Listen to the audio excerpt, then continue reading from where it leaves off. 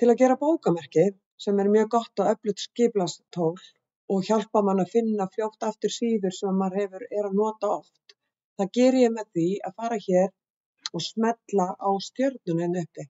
Ef hún er auð, það er að segja bara útlínur, þá er ekkert bókamerki á, en ef ég smella á þetta og ég ætla að velja bara að hafa þetta inn á bookmarks bar, það er rönd sem að mun birtast hér efst uppi og ég ýti á done til þess að klára það. En það er ekki sjálfgefið að ég sjái bókamerkin strax. Til þess að sjá bókamerkin, þá þarf ég að fara hér í þrípunktinn, smella á hann og velja bookmarks og velja svo þar hérna inni show bookmarks bar. Og smella á það, þá sjáum við að bókamerki sést hér efst uppi. Síðan er sniðugt að setja öll þau forrit sem maður er að nota, þarna inn líka. Gerir þetta alltaf sama hátt og það bætast við hér eitt af öðru.